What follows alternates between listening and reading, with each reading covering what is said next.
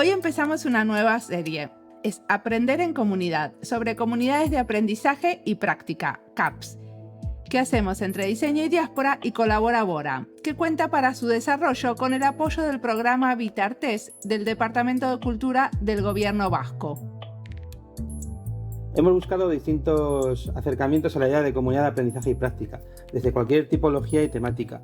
Nos interesa sobre todo saber sobre su diseño, su formato, su funcionamiento. Y para crear esta serie, además de hacer una selección entre experiencias que Colabora Bora y yo ya conocíamos en España, quisimos buscar voces plurales desde Latinoamérica, para lo que abrimos una convocatoria online. Y el resultado son 7 episodios, 2 de ellos paneles colectivos con gente representando a diferentes comunidades. ¿Querés contar un poquito más, Ricardo, qué son las CAPS? Las CAPS son entornos de aprendizaje compartido en los que distintas personas, a la vez que se reconocen y establecen redes de confianza, investigan y experimentan sobre cuestiones concretas que les interesan. Intercambian saberes y experiencias, activan prototipos, transfieren conocimiento y, en definitiva, van generando inteligencia colectiva.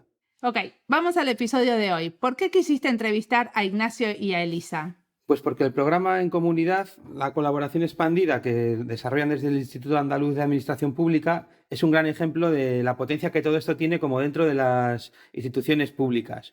Es un programa que está muy cuidado, muy estructurado, muy sistematizado, pero que a la vez está como hecho de una manera como muy artesanal y lleno como de poéticas. Me gusta cómo Ignacio y Elisa entienden que el conocimiento, los relatos, las emociones, la performatividad de los cuerpos activan las energías reales hoy en día. Y además en sus 5 años de experiencia tienen ya pues, un montón de grupos funcionando, de herramientas, de productos, de narrativas que han ido generando y que además esto les ha permitido como generar como muchas prácticas y aprendizajes que nos ayudan a pensar en la puesta en marcha y en el mantenimiento de las comunidades, y además esto lo tienen como compartido.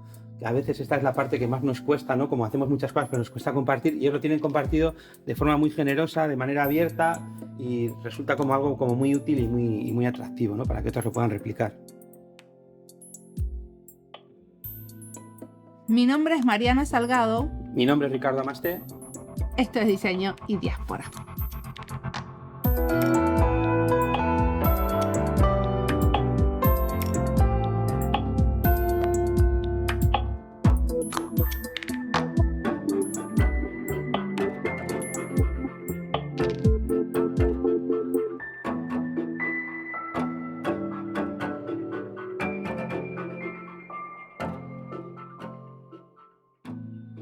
La idea de aprender en comunidad es juntar a personas que desde diferentes ámbitos están trabajando con esta idea de acercarnos juntas a eso que queremos conocer, aprender, practicar, ¿no?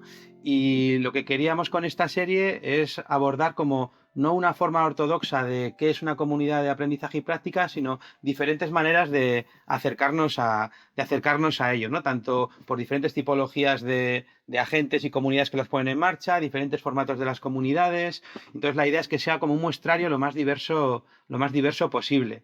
Y por eso hoy pues la idea era empezar con una de esas posibilidades, ¿no? Que es con una comunidad muchas comunidades que tienen puesta en marcha desde la Junta de Andalucía y que ahora se llama el programa En Comunidad la Colaboración Expandida, ¿no? Y que agrupan pues muchos tipos de muchas comunidades, muchos agentes aprendiendo juntas sobre cosas, y lo que queremos es pues bueno que nos contéis la experiencia que tenéis ya de 5 años, ¿no? Y por eso están aquí con nosotras José Ignacio Artillo y Elisa Rodríguez para compartir esta experiencia.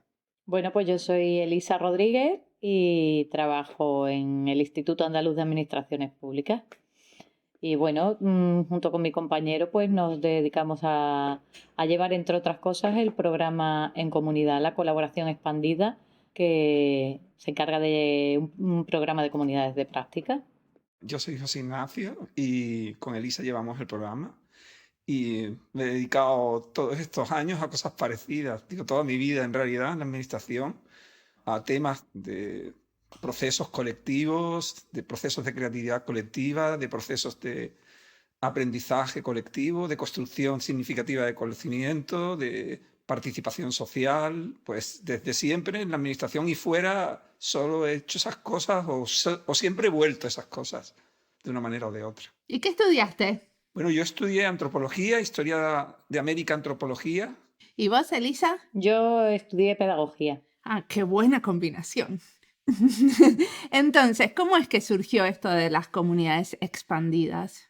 Bueno, hace 5 años empezamos a darle vuelta a que se estaban produciendo cambios que eran muy significativos en las dinámicas sociales, en la realidad, y que la administración, las instituciones no tenían más remedio que sumarse a esos cambios. Entonces lanzamos una propuesta que en el fondo tenía como objetivo extender la cultura de la colaboración en la administración pública y en la colaboración pública con la sociedad y en general, ¿no? Como al principio la idea ha utilizado como herramienta de partida las comunidades de práctica, pero el objetivo no es crear, contar y sumar comunidades de práctica.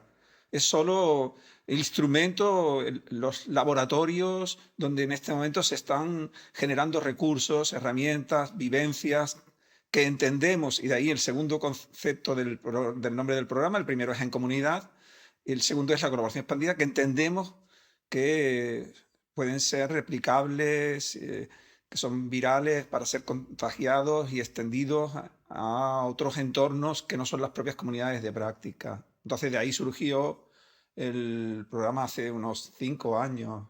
Es muy interesante porque normalmente en la administración pública, yo trabajo en un ministerio en Finlandia, es como nosotros tenemos un proyecto y queremos como hacer partícipes del proyecto a la ciudadanía, a los diferentes actores.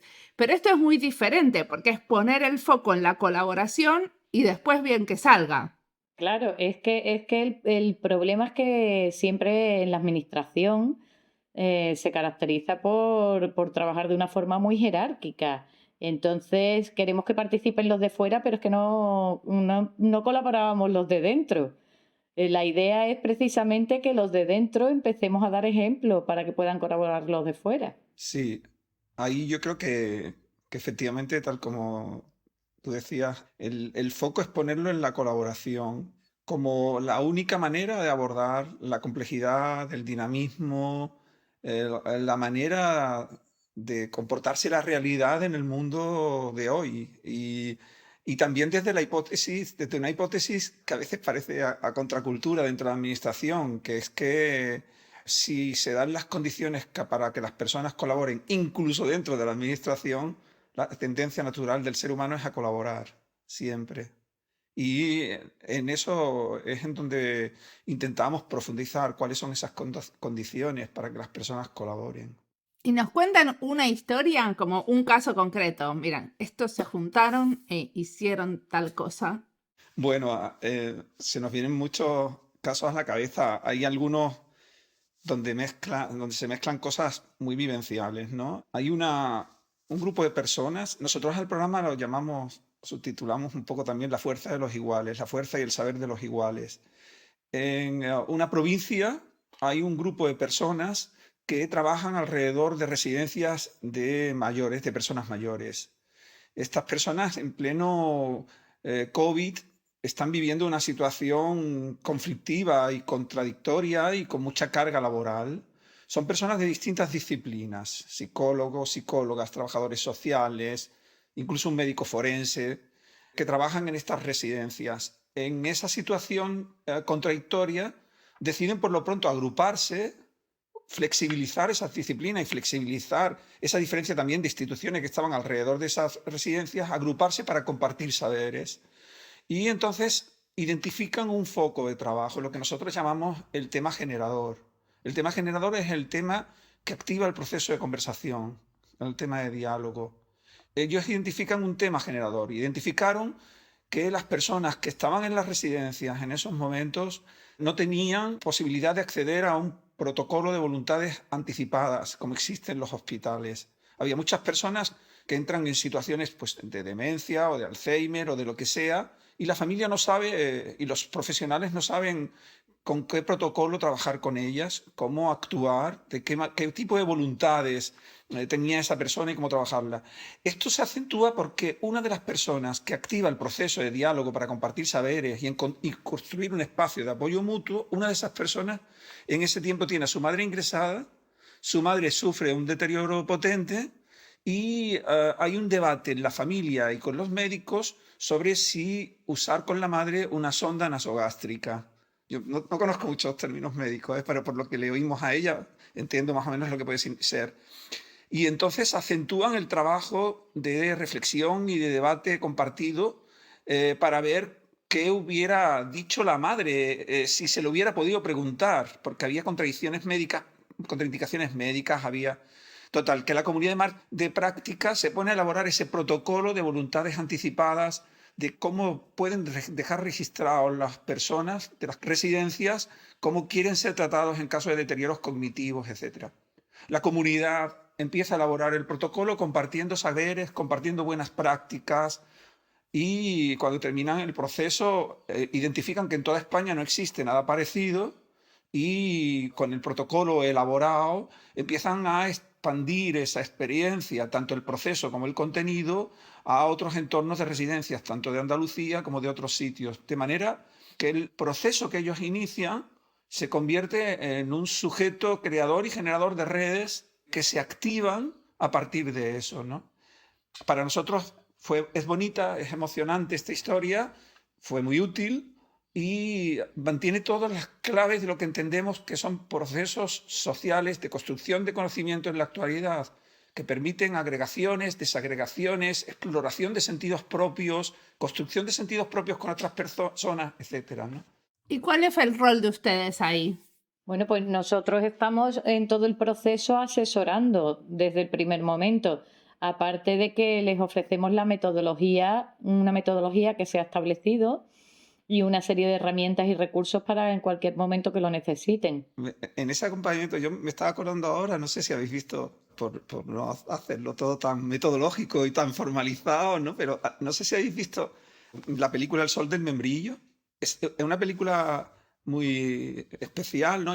Parece un documental, pero es cine, en el sentido que tiene su historia, su narración y todo, es que es el director de cine Víctor Erice se va al patio del pintor Antonio López para filmar cómo Antonio López quiere captar la luz que tiene el membrillo del patio de su casa durante unos meses de octubre, durante unas semanas de octubre en Madrid. Solo unas semanas porque él lo que quiere es captar justo esa luz, no ninguna otra luz.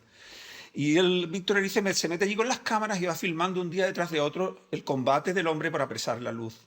El combate, porque además hay un día que hace viento y la luz ya no es la misma, y hay un día que hay nubes y la luz es en octubre, que cambia mucho la luz en Madrid, y ya la luz no es la misma. Y hay un momento en que empiezan a pesar más los membrillos y las ramas caen, y él empieza a establecer como unos cordajes para sostener justo los membrillos en el sitio donde él cree que debe estar, ¿no? Y hay un amigo que va todos los días a visitarlo, y el amigo se pone a charlar con él y hablan de sus cosas, y hay un día que llega el amigo al patio y ve que el lienzo está roto y que Antonio López está sentado en un escalón pintando al carboncillo el membrillo, y le dice, oye, pero bueno, ¿qué estás haciendo? Joder, con la obra que estabas haciendo, con la lucha que mantenías por apresar esa realidad y esa luz. Y entonces, ¿por qué? Y dice, pues precisamente por eso, porque he comprobado que la realidad es inapresable y que a la velocidad a que se mueve no tiene sentido apresarla, porque mientras estaba intentando apresarla me estoy perdiendo todo lo que está sucediendo y que podría activar dentro de mí otras conversaciones. Y entonces le dice, bueno, entonces, ¿qué podemos hacer? Y le dice el otro, esto, lo que estoy haciendo, solo podemos acompañarla. Y entonces hay un momento en que Elisa y yo nos planteamos eso. Vimos que la vitalidad, el dinamismo, la capacidad performativa de generar en puro presente conversaciones que solo en puro presente tienen sentido, se nos escapaba si actuábamos diseñando modelos de acompañamiento enlatados. Y no íbamos a ser capaces de aprovechar tanto la energía que surgía como los procesos de comunicación, como la capacidad de generar entornos donde esos procesos de conversación pudieran unirse a otros. Y entonces decidimos, desde ese momento, diseñar una estrategia muy artesanal, muy de acompañamiento, muy performativa en ese sentido, y que es lo que hacemos. Montamos unas cosas que eran talleres nómadas, que es una locura, en el sentido de que con 80 y tantas comunidades de práctica que han ido surgiendo y que siguen creciendo, los talleres nómadas que vamos donde nos llaman. Claro, Internet y la pandemia nos ha ayudado mucho porque entendimos que no teníamos que ir a Almería cada vez que nos llamaran y que podíamos hacerlo a través de online. Pero al principio íbamos a Almería, íbamos a Málaga, íbamos a donde fuera. Y ahora ese proceso de acompañamiento artesanal, explorando con ellos sentidos y salidas y procesos, lo estamos pudiendo hacer también gracias a esto, ¿no? Porque me parece interesante esta idea del solo podemos acompañarlas, ¿no? Creo que en ese solo es donde se encierra como todo lo que es realmente el proyecto, ¿no? Ese solo está, si lo miras como con un microscopio, encuentras todo el universo de lo que es acompañar, ¿no? Una cosa que me gusta mucho de vuestro proyecto, por ejemplo, la frase esta, ¿no? De ancla tu arado en la tierra para que te puedan guiar las estrellas, ¿no? En el que digamos hay como una doble dimensión entre algo como muy práctico, muy pragmático, muchas metodologías y herramientas, pero a la vez acompañadas como de mucha poética y mucha potencia y posibilidad de que sucedan cosas, ¿no? Y pienso como en algunas herramientas, yo que sé, como antes de que os conectaseis, hablábamos Mariana y yo de algunos Excels, ¿no? Que tenéis, pero a la vez del mapa de las comunidades de aprendizaje, que es como una especie de territorio imaginario, ¿no? Me parece muy sugerente como esa especie de acompañar también entre esos mundos, entre medio de algo como muy práctico y algo como muy poético, ¿no? Y a la vez como son muchos como itinerarios que ayudan a que la gente no se pierda en ese camino entre la Tierra y las estrellas, ¿no? Que claro, que es que para nosotros es tan importante, igual de importante que el producto que hace cada comunidad de práctica es el proceso por el que lo están haciendo. Y entonces el acompañar ese proceso es lo más bonito, incluso más que el resultado muchas veces. Y una pregunta bien práctica. ¿Cómo se enteran que las comunidades que ustedes existen y los pueden ayudar? Al principio, el primer año, con mucho miedo, lanzamos un taller de difusión así para formación. Con mucho miedo digo porque lo que le estábamos proponiendo a la gente es todo esto que suena muy bonito, muy poético, como decía Ricardo, la fuerza de los iguales, ancla todo en la tierra, tal, no sé qué, conlleva detrás pedirle a la gente que trabaje y que curre con sus compañeros, con sus iguales, en su pequeño rincón. Después hay una estrategia de visibilidad, pero en principio sigue currando y curra más en el sitio donde estás, porque puedes generar un saber y unas dinámicas de cambio si haces eso. Pero en el fondo eso era una propuesta que decíamos, esto lo va a rechazar todo el mundo. Lanzamos el taller y le pusimos de nombre Taller Semilla, pensando en algo orgánico y de crecimiento. En el plan anual de las administraciones no hay conceptos como semilla, no hay conceptos como tal. Tuvimos que convencer a la dirección que nos dejara avanzar en esa dirección. En ese sentido, lanzamos el taller Semilla y pensamos, aquí nadie va a responder. Y nos desbordó la respuesta. El llamado, por lo que se aprendió, nos desbordó la respuesta y tuvimos gente a la que le decíamos, si tienes un proyecto, si tienes una idea, si tienes una necesidad que crees que solo es abordable desde la colaboración, desde compartir saberes, desde tal, con personas de tu entorno, este es tu proyecto. Y nos desbordó la respuesta. A partir de ahí se empezó a extender que esto funcionaba. Y se empezó a extender muy boca a boca. O sea, muy boca a boca empezaba a llamarnos gente que no teníamos ni idea cómo se había enterado. Esto rompía con todos los conceptos de marketing de instituciones que se gastan muchos recursos en difundir lo que están haciendo. Nosotros no lo hicimos. Empezó a correrse la voz, y a partir de ahí, en este momento, funcionamos de varias maneras. Una es, seguimos lanzando anualmente el taller Semilla, pero por ese correrse la voz y todo eso, a lo largo del año hay gente que se ha enterado del programa y viene de manera emergente a buscarnos. Oye, tenemos esta idea, podéis acompañarnos, podéis ayudarnos a montarla, podemos...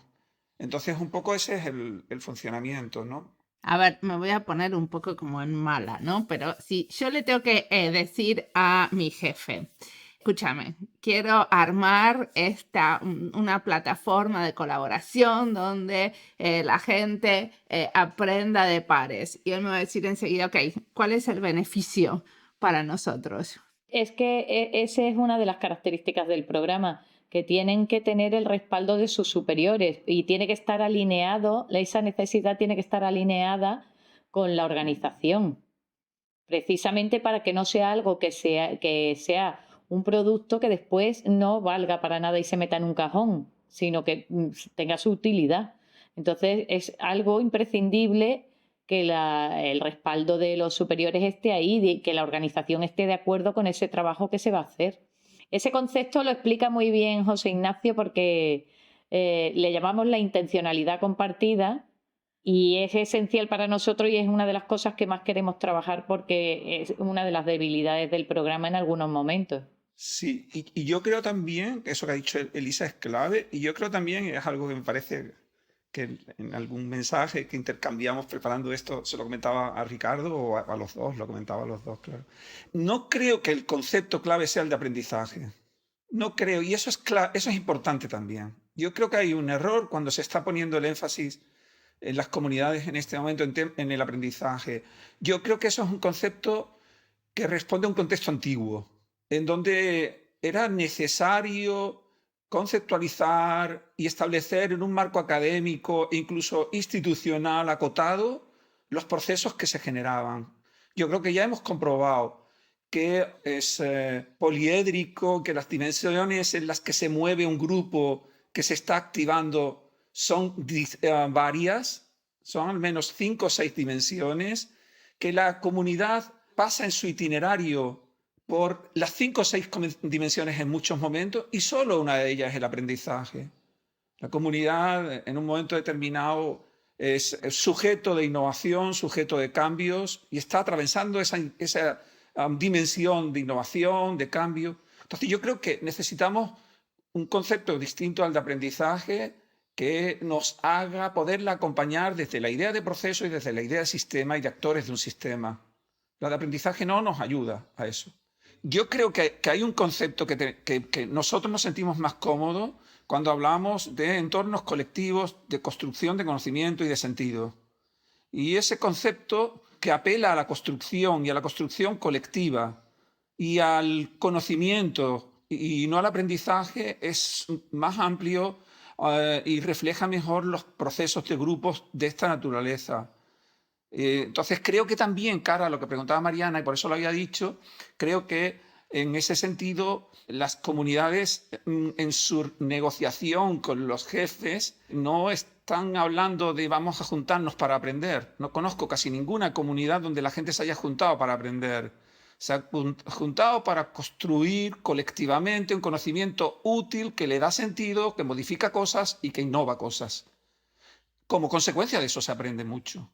Pero es la otra dimensión la que es más amplia, más poderosa y que activa más intencionalidad compartida entre las personas. ¿Qué otras dimensiones, igual que las inteligencias múltiples, ¿no? ¿Qué otras dimensiones crees que son como importantes, que se cruzan, se ponen en juego o van sucediendo a lo largo del proceso?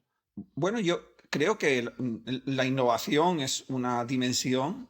La innovación no como resultado del proceso, sino en el propio proceso y como desarrollo de los actores. Los actores de pronto se convierten en sujeto de cambio e innovación dentro de la organización sin haber terminado nada, sin haber resuelto nada. Ya están siendo sujeto de innovación y cambio.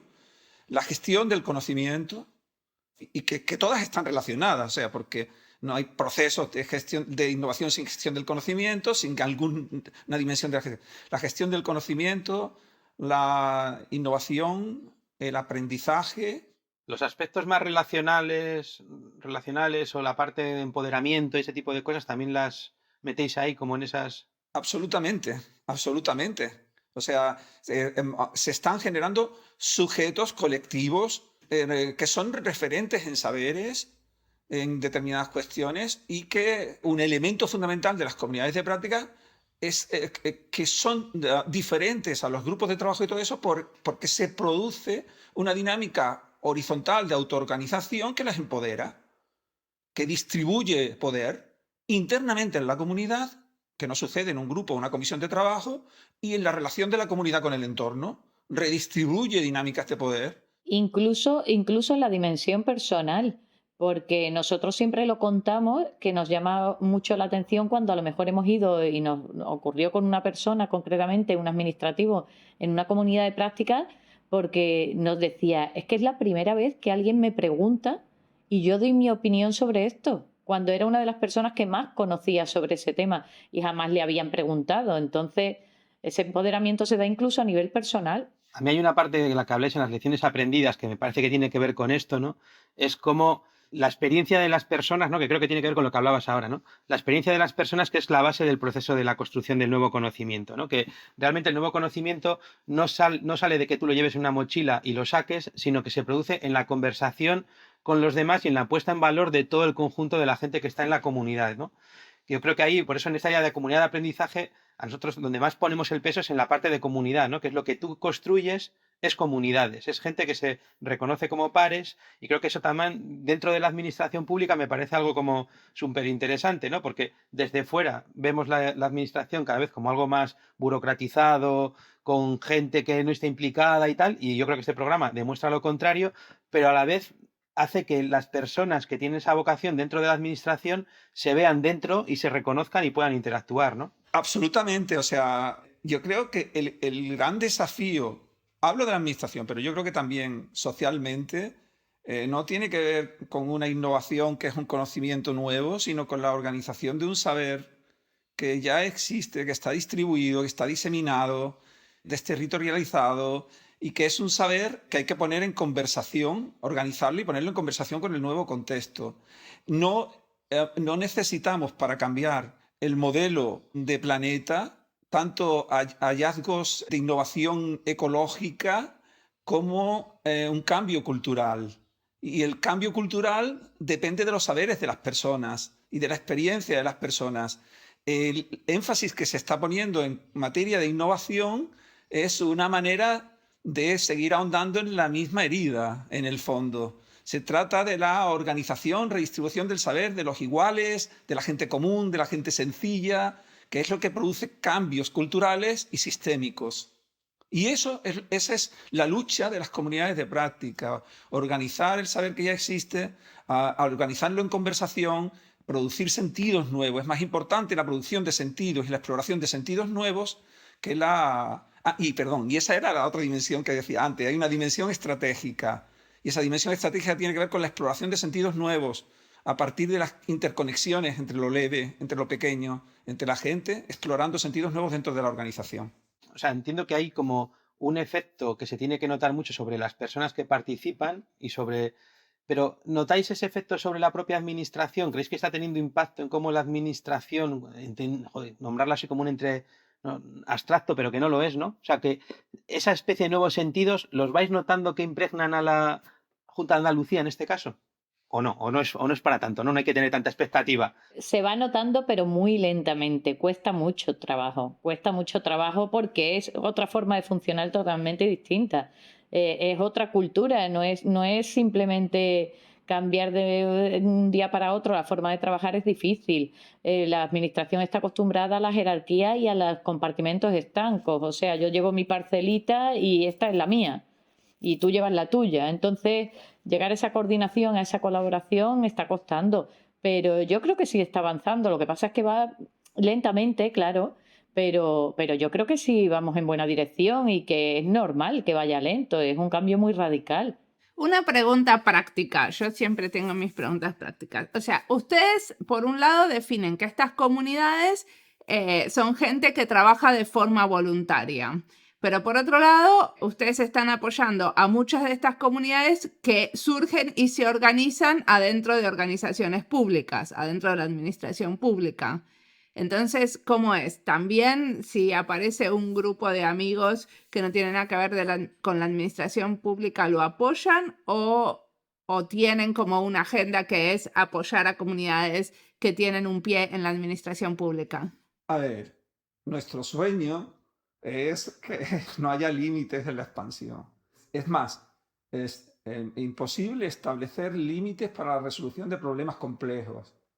Entonces, nuestro verdadero sueño, queríamos avanzar hacia procesos de co-creación de programas, de servicios y tal. Ese no es el punto de partida, es algo hacia lo que queremos avanzar. Y estamos empezando a poder hacerlo.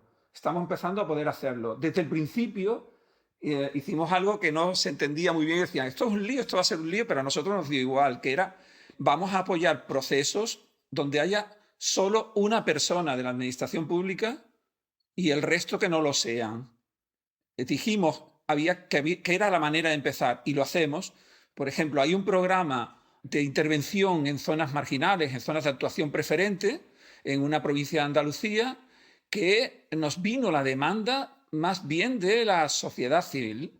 Nos dijeron, oye, aquí hay técnicos de ayuntamientos y de la Junta y sociedad civil que estamos alrededor de este programa y, sin embargo, no nos ponemos de acuerdo en determinadas cuestiones claves que deberíamos consensuar.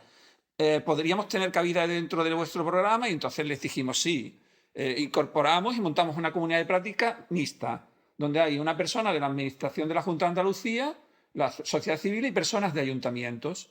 Al ser un programa de Junta de Andalucía, encontramos un resquicio para apoyar un proceso que nos parecía interesante explorarlo. Y entonces nos hemos entregado y de hecho han hecho un trabajo espectacular que nos sirve como laboratorio para todos los programas de la misma naturaleza que existen en Andalucía, porque insistimos en esa idea performativa, de laboratorio, de lo que va surgiendo, de explorar. Entonces, en ese sentido, pues sí, y nuestra ilusión es ampliar eso. Y dentro del programa también se dan relaciones entre las diferentes comunidades. O sea, hay como espacios, digamos, de comunidad de comunidades. Precisamente este año estamos intentando hacer un encuentro. Hemos hecho ya alguno que otro en que se han reunido 2 o 3 comunidades de práctica, pero este año concretamente estamos queriendo montar un encuentro para que entre ellas trabajen, pero no obstante, sí hacemos otro tipo de experiencias que son muchas veces cuando las reunimos para que se coordinen entre ellas con respecto a un tema. Por ejemplo, las comunidades que ha contado antes José Ignacio sobre residencias de tercera edad, tenemos 4 o 5 que han surgido alrededor de un programa y entonces sí están coordinadas las 4. Cada una trabaja una parcela, pero están coordinadas las 4. Y ahora estamos haciendo otra en el ámbito de la vigilancia de la salud laboral, del mismo tema. Están actuando, se han creado como 6 comunidades de práctica distintas, cada una de ellas, pero todas en torno al mismo tema de vigilancia de la salud laboral. Y también estamos coordinándolas. O hacemos una cosa que le llamamos charlatómetros, que es algo parecido a esto. Charlatómetros es como un programa de radio de varias comunidades que hablan y cuentan su proceso como en una entrevista de radio y después trabajamos con gente de todas las comunidades que se han sumado al charlatómetro creando grupos de trabajo y viendo un poco qué podemos tirar de ese momento de encuentro, ¿no? Ahí hay una historia que a nosotros nos sirvió de mucho, que saltó durante el confinamiento. Durante los meses de confinamiento, cuando estábamos en casa, pues Elisa y yo nos veíamos y decíamos, veremos a ver si esto no va. La gente encerrada en sus casas no va a querer esta historia de comunidades de práctica que encima les pide que se conecten, que aprendan a manejar nuevas tecnologías para elaborar documentos, pero para verse también. Dijimos, bueno, esto veremos a ver cómo va a funcionar. Nuestra sorpresa fue la contraria. Y dijimos, bueno, aquí está pasando algo. Si resulta que toda la administración se está quejando de que la gente confinada en sus casas se está perdiendo coordinación, se está perdiendo gestión del conocimiento, se está perdiendo, pero nosotros detectamos que está creciendo la necesidad de la gente de verse, compartir, y que cuando la gente alrededor de lo que montamos mostraba signos de una vitalidad que no era la normal trabajando confinada en sus casas y que se activaba más a través de la sociabilidad que generábamos en esto, algo está pasando. Y entonces empezamos y le pusimos nombre a lo que estaba pasando.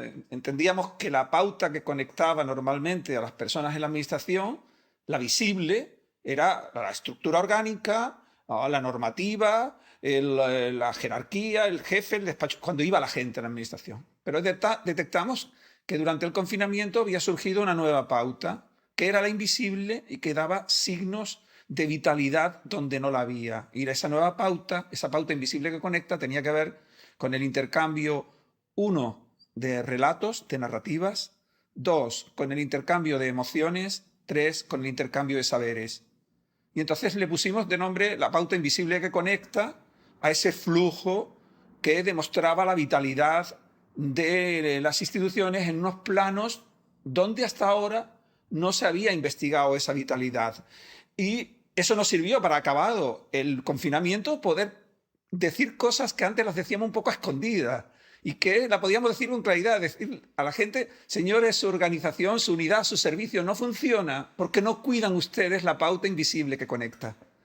que tiene que ver con estos 3 niveles, O sea, el nombre era La pauta invisible. que conecta emociones, saberes y... No era un tema poético, que es verdad, Mariana, que aparecen conceptos poéticos, pero tienen una dimensión práctica, es poner el foco en determinadas cuestiones y a partir de ahí desarrollar herramientas y recursos para activar esas cuestiones. O sea, que no es inventarnos el nombre y quedarnos en qué poético suena.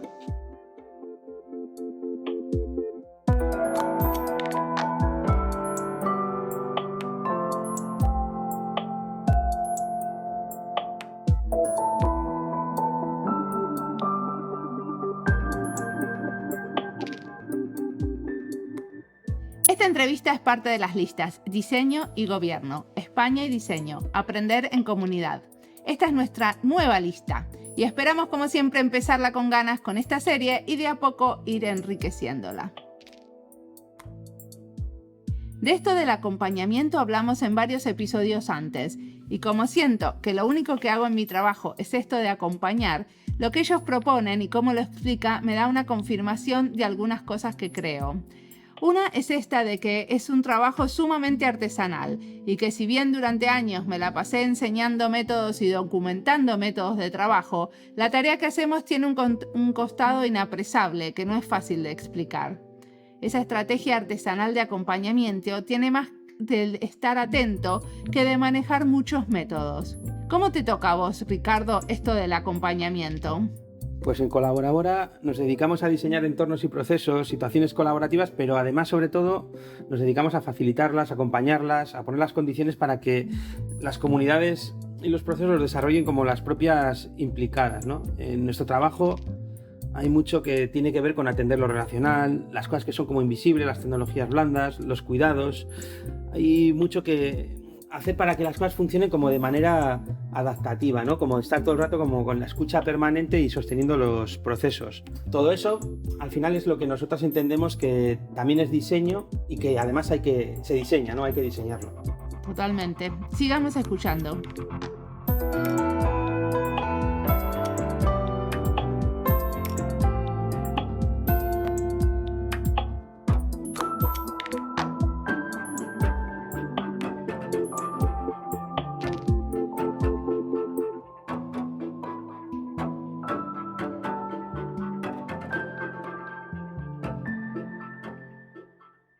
Bueno, uno de los recursos que ustedes tienen que me pareció muy interesante es que les dan un certificado a las comunidades una vez que van por un proceso, no sé cómo lo llaman ustedes, un proceso de proyecto. ¿Por qué es importante este certificado? Bueno, fue un poco una manera de enganchar a la gente. Lo que pasa que después, bueno, pues ya hemos continuado, pero fue una manera de enganchar a la gente, pues porque, como decía José Ignacio, se va a trabajar más y no vas a obtener más dinero. Entonces, es una manera de recompensarles de alguna manera. Y además porque luego, por otro lado, se descubrió que cualquier acción formativa te daba un certificado que después te era útil para muchas cosas en la administración, para traslados y para muchos temas profesionales. Cualquier acción formativa te da un certificado de horas por haber asistido a un determinado curso. Y esto suponía mucho más aprendizaje y era mucha más la formación que se adquiría en el proceso de la comunidad de práctica y, sin embargo, no se les daba nada. Entonces nos parecía que era lógico ofrecerles al menos ese certificado por algo que estaban participando y que estaban trabajando de manera voluntaria, además. Ahí había una cuestión añadida a eso, que es clave, lo que acaba de decir Elisa. Una cuestión también táctica y estratégica o conceptual o ideológica, si queremos decirlo, que era el sujeto de formación en las organizaciones públicas ha cambiado. El sujeto de formación y de generación de contenidos y conocimientos tiene otra dimensión. Y era decirlo con claridad, era decir, vamos a certificar esto porque esto es construcción de conocimiento con sentido para las personas y para la organización. Y ese es el nuevo sujeto. ¿Y cómo evalúan si algo se merece el certificado o no? Ahí somos poco exigentes, pero tampoco tenemos por qué serlo. Quiero decir, porque es que la verdad es que la gente que se mete en esto es entregada, generosa, si no, no se metería en estos líos. Entonces, no evaluamos directamente, o sea, la gente que cumple, las comunidades de práctica, que cumple determinadas pautas, que son elaboración de un producto de conocimiento, tanto tiempo habiendo trabajado en la comunidad, un mínimo de 3 meses, máximo decimos que lo que quiera la gente. Hay comunidades que se van reactivando y tal. Que nos entreguen una documentación básica que es lo que llamamos el Canva del momento cero, que es su carta fundacional, que lo hacen a través de una herramienta que les ofrecemos, y que nos entreguen el mapa del momento vértice, que es al final. ¿Qué vamos a hacer con lo que hemos hecho? ¿Cuál es nuestra estrategia? ¿Cuál es nuestro itinerario? Que nos entreguen el producto. Es decir, una serie de cosas. Con que nos entreguen eso, los listados de miembros de la comunidad de práctica. Bueno, sí les pedimos las actas de todas las reuniones que han tenido, un acta de calificación final donde nos dicen que efectivamente esas personas han participado, pero que en realidad tampoco consideramos que eso sea lo más relevante. Pero sí ayuda, a mí me gusta porque es como, no les pedimos nada y luego sí salen cosas que les pedís, que me parece interesante porque sí ayuda a tangibilizar la experiencia, ¿no? Que es igual que esta especie de certificación o homologación, que también me gusta la idea del sello, ¿no? El sello 100% colaborativo hecho a mano. También me parece un sello interesante porque es otra manera de certificar. O sea, creo que el reivindicar esas otras formas de hacer que se escapan de los ISOs, ¿no? Y de las pautas en las que, las cajas en las que cada vez nos tienen más metidos, y creo que ahí vosotros sí también estáis inventando otras maneras, ¿no? Que creo que esa poética es antes también cuando decías, bueno, la poética no solo son nombres, pero es que los nombres son súper importantes, ¿no? O sea, entonces creo que todo eso, vuestro programa lo que sí tiene es una dimensión que desde dentro de la administración genera como una nueva subjetividad de lo que la administración podría ser. Sí, sí. Hay una cosa, perdona, en ese sentido es que efectivamente es verdad que les pedimos sí, pero lo que quiero decir es que todo lo que les pedimos es lo que hacen al paso en su proceso metodológico. No le pedimos algo para nosotros especialmente, sino ellos tienen que hacer actas para sus reuniones, mandarnos las actas.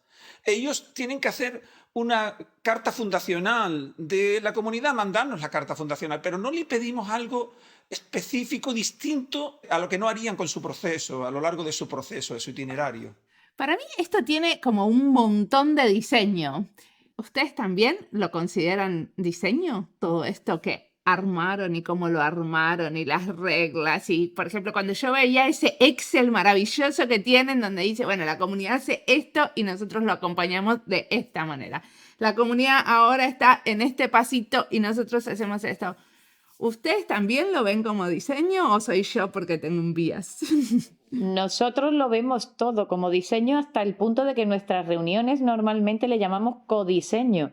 Vamos a codiseñar este taller, vamos a codiseñar tal cosa. ¿Y tienen en el equipo diseñadores también? Tenemos un diseñador gráfico que es nuestro contrato estrella al año, que nosotros lo hacemos todos nosotros, no contratamos casi nada con otras empresas. Los cursos los hacemos nosotros, los talleres los codiseñamos nosotros con ayuda, en fin. Pero el único contrato así que tenemos un poco más especial es precisamente con un diseñador gráfico para que nos haga los diseños de lo que nosotros queremos reflejar, le contamos lo que queremos reflejar y él nos lo suele captar bien.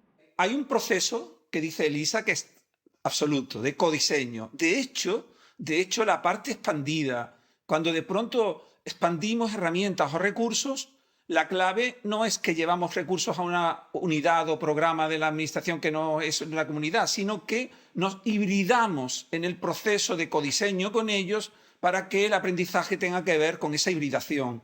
Es decir, la clave es que creamos espacios y escenarios de hibridación con las unidades y con los servicios para aprender ese proceso de codiseño conjuntamente. No es que le digamos, tened esta herramienta y allá vosotros la montéis. Vale. Entonces, en ese sentido, hay mucho codiseño, como dice Elisa, mucho codiseño constantemente y muchos procesos múltiples que nacen a partir de ese diseño y que tienen su punto de fuga en diáspora y que nosotros intentamos participar de ese tanteo exploratorio, de esa diáspora que se va generando a partir de ese momento nuclear de partida. Cuando habláis de toda la documentación que tenéis, hay una parte que también creo que es muy interesante y muy generosa, que es cuando compartís un poco los aprendizajes, ¿no? ¿Cuál creéis que podrían ser como esos aprendizajes que poder contarnos aquí, algo los que os parezcan como más claves de esas lecciones? Bueno, varios. Vamos a la referencia poética que verás cómo nos sitúan. Uno es el de ancla atorado en la tierra para que te puedan guiar las estrellas. Ese es el aprendizaje, el punto de partida, el anclaje para cualquier proceso de cambio, de generación de conocimiento, de construcción de conocimiento que produzca cambio. El punto de partida está anclado en tu pequeño territorio, en tu espacio, en el lugar donde hay otra gente que tiene saberes alrededor de lo que tú estás haciendo cosas. Ese es como punto de partida para que después te puedan guiar las estrellas. Las comunidades de práctica con mayor potencia en la construcción de su propia narrativa, en la generación de sentidos nuevos, ha sido comunidades de práctica que estaban muy bien ancladas en su territorio, que no quiere decir atrofiadas ahí, sino todo lo contrario, ¿no? Entonces, ese es un elemento fundamental. Un aprendizaje que nos alegra mucho, es, que lo decimos también en términos poéticos, es hay otros mundos, pero están en este, que era un verso de Paul Eluard. Hay otra administración, hay una administración que colabora, que se mezcla, que quiere remezclarse, que quiere tal, pero está en esta administración. Bueno, es que son tantísimos los aprendizajes que es difícil, pero nosotros todos los años rescatamos aprendizajes y de hecho los colgamos en el blog que nosotros tenemos de la colaboración expandida. Tenemos cosechas que hacemos todos los años de lo que vamos aprendiendo, porque cada día aprendemos algo nuevo. Nosotros cada vez que vamos a reunirnos con alguna comunidad de práctica aprendemos algo nuevo. Y yo creo que ellos mismos también, con lo cual, cuando antes estábamos hablando de que no es tanto comunidades de aprendizaje para nosotros, sino como comunidades de práctica, realmente es así, pero es verdad que se aprende a cada paso que se da. Pero tanto ellos como nosotros, o sea, nosotros vamos aprendiendo y vamos diseñando las cosas de distinta manera. Nosotros, un ejemplo de lo que estaba él comentando, por ejemplo, sí, nos ha surgido hace poco que nos han llamado de una comunidad de prácticas diciéndonos que tenían un grupo que estaban interesados en hacer una planificación de un tema, pero que no sabían muy bien hacerlo y que la manera de trabajar esta colaborativa a lo mejor les venía bien. Pues como dice José Ignacio, no se les ha dado una herramienta para que empiecen a trabajar, sino que les hemos diseñado conjunto con ellos, o sea, hemos codiseñado, nuevamente la palabra codiseñar, con ellos un tipo de taller que creemos que les puede beneficiar para poder montar ese grupo colaborativo. O sea, que ya ahí estamos volviendo a tener una lección aprendida, que de una simple idea que surge, se codiseña un taller y se codiseña una formación y una manera de trabajar. Hay una cosa que a medida que iba hablando Elisa, de pronto se me ha venido, que a mí me parece un aprendizaje esencial que hemos sacado de las comunidades y me parece esencial en general, ¿no? Nosotros hemos explorado las comunidades, pero va más allá de eso. Si quieres generar sentidos nuevos, si quieres modificar, cambiar, generar un tipo de pensamiento divergente para encontrar otro tipo de soluciones que no tengan que ver con los lugares comunes, en tu organización, en tu institución o en tu vida, tienes que hacer una pausa. No hay ninguna posibilidad de conectarse con saberes nuevos y de detener los automatismos del pensamiento individual o colectivo sin hacer una pausa. Y la pausa no tiene que ver con me voy a pasar una semana de meditación. Tiene que ver con aprender a conectarse con determinados niveles de silencio que permita visualizar el paisaje de saberes y conectarse con él y que permita detener esos automatismos del pensamiento. Cada vez que un grupo se activa sin hacer esa pausa, se vuelve a los lugares comunes, que es muy fácil llegar a ellos, pero no tienen escapatoria. ¿Una pausa vos te referís como una pausa de verdad? O sea, ¿o es que ustedes en los talleres hacen un minuto de silencio? No.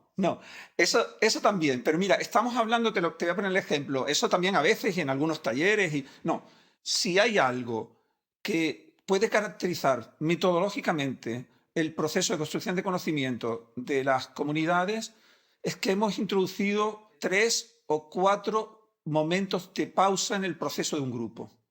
Uno es antes de que el grupo se cree, que por cierto, ahí voy ofreciendo por todos lados la posibilidad de ver si alguien nos ayuda a encontrar un concepto para eso.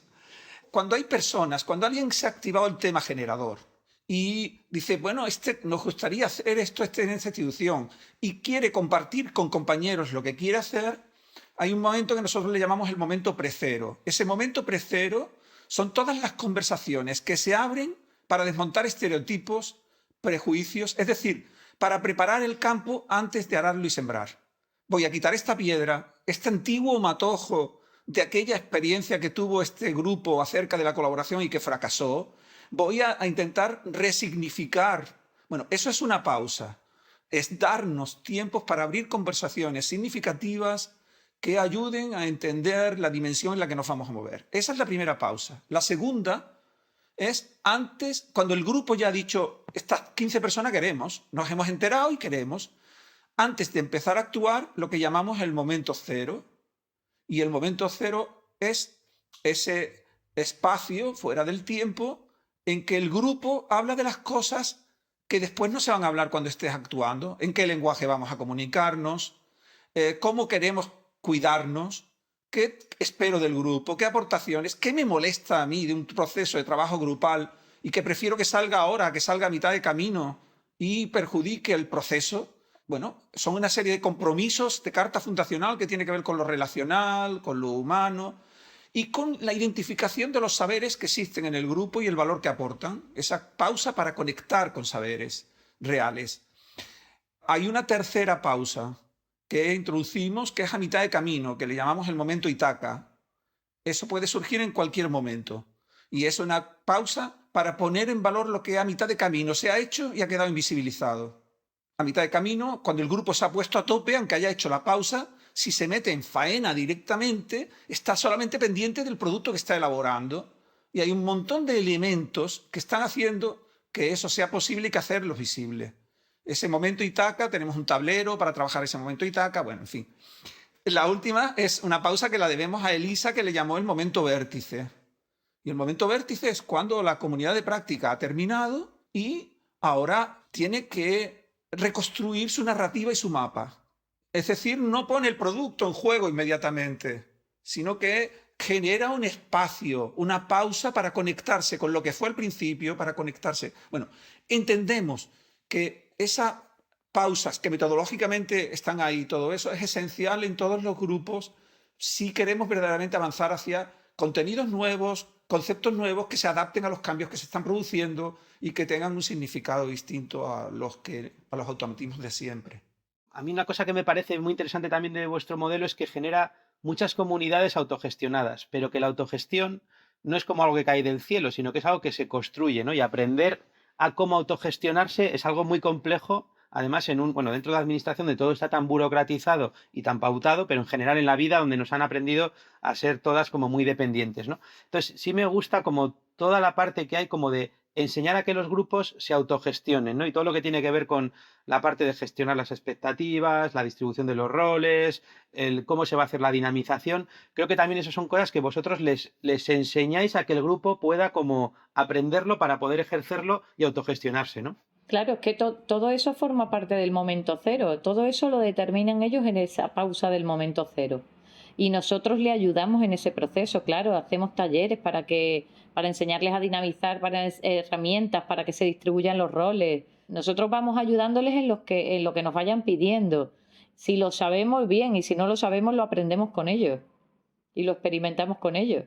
¿A esos talleres va una persona de la comunidad o varias o todas o cómo hacéis? Depende de cómo sean. Si, por ejemplo, es un taller para temas de dinamización, van las personas que vayan a dinamizar.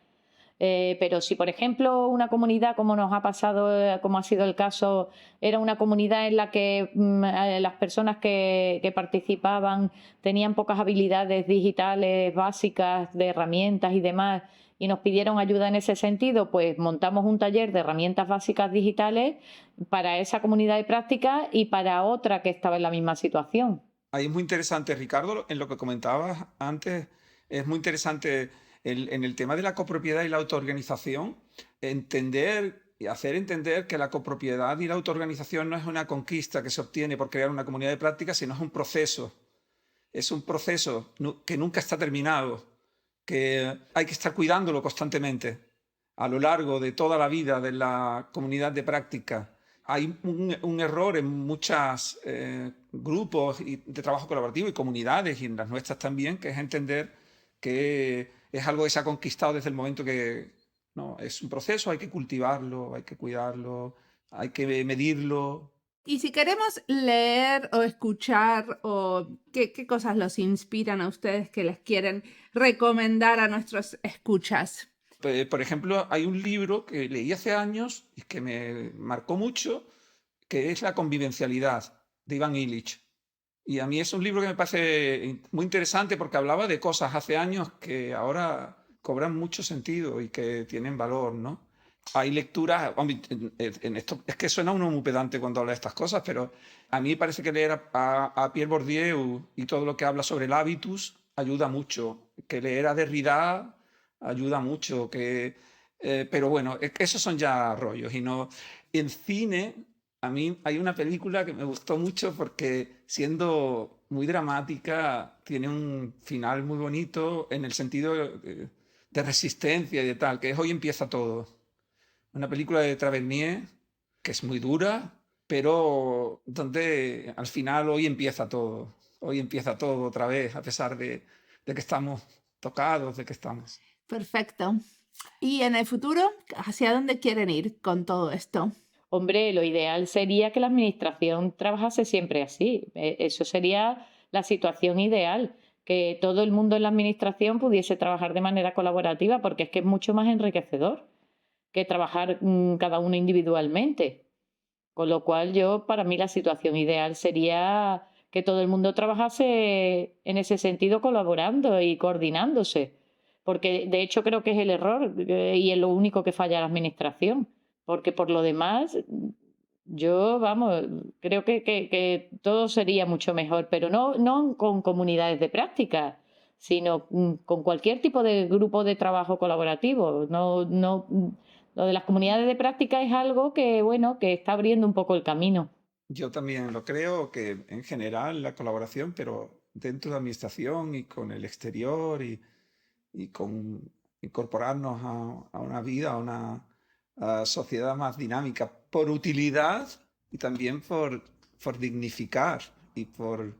Yo me acordaba de cuando decían la gente que decía pero al final el arte, la poesía y la colaboración, ¿para qué sirven para la supervivencia?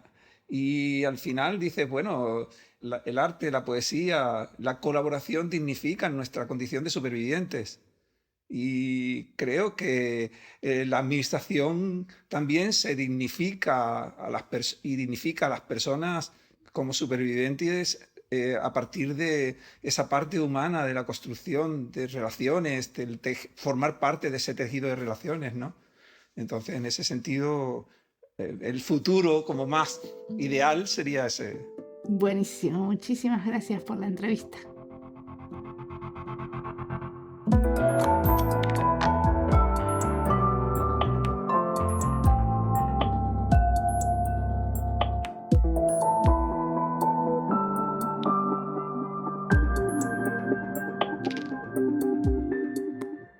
José Ignacio y Elisa proponen que si quieres generar sentidos nuevos y generar un pensamiento divergente en tu vida o tu organización, tenés que hacer una pausa. Sin pausa no se puede, dicen.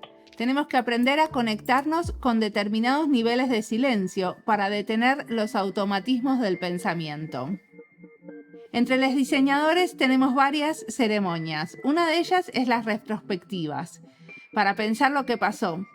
Y en mi trabajo, donde mis colegas son de otras disciplinas, me encuentro siempre yo proponiendo una retrospectiva. Pero esto es ir un poco más allá, porque no es pasar unas horas para pensar lo que pasó, pero hacer una pausa que no dura un tiempo definido y que no tiene el sentido de la utilidad tan definido como las retrospectivas.